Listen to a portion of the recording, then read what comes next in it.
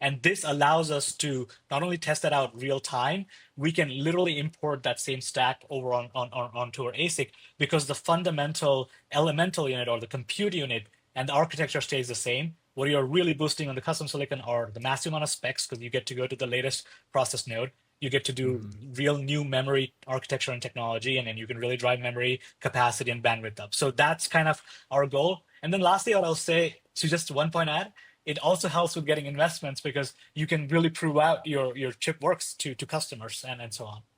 It also doesn't hurt that it drives a good chunk of revenue. So Yes. Atlas as a bridge over to Asimov, which will be your ASIC system that comes out, I think you guys said 2026. Yes. How much does an Atlas cost? How many of them are you selling? And are they mostly like proof of concepts with customers that want Asimov and are waiting? Or are these people that really want to use Atlas for what it is today to run inference workloads?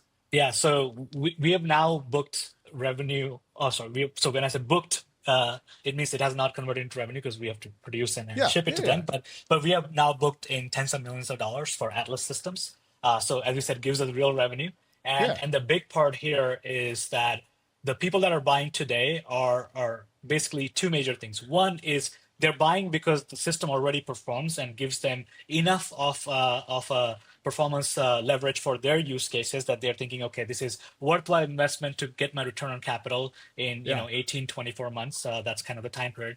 And then the second thing is, people want optionality, or people at least want to give a chance to non-Nvidia accelerators. And I think this is where they're like, okay, this also serves as a test for your company. Can you productionize a system? First Right. thing. Second, is your architecture worth anything? Like, does it actually work and does it actually scale out? And the way you predict and simulate and really drives. So what we call like, maybe we are using the term wrongly, but like we call it the warm socket strategy. It's like, hey, you buy Atlas, you pay for, we make money, we make revenue, we make profits, and most importantly, with Atlas, we're not saying that we're going to scale out revenue to hundreds of millions or billions, right? I Yeah. think it's Yeah. it's Yeah. it's unfair to expect that off of the Atlas system.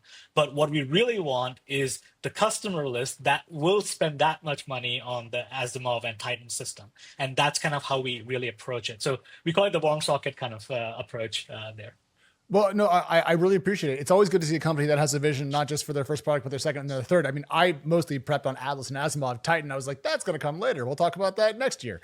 But I appreciate that. Now, the customer mix is interesting here because I'm curious if you guys are selling these into the hyperscalers or if your early customer base for Atlas is more like, I don't know, companies that want to stand up their own inference stack because they're tired of paying someone else's margin on their compute needs. Yeah. So the two public companies that we have so the two companies that we have publicly announced are Cloudflare and Paracel. So Cloudflare is a content distribution network. Paracel is an inference as a service provider, right? Mm-hmm. So kind of different use cases, but they both are looking at it from cost effectiveness and with Cloudflare power effectiveness because they have these data centers in metropolitan cities. They can't, supply more power to it or can't liquid cool it, right? So they need in Yeah. air cool setting how to drive more tokens from a given amount of power. So that's kind of where they get interested.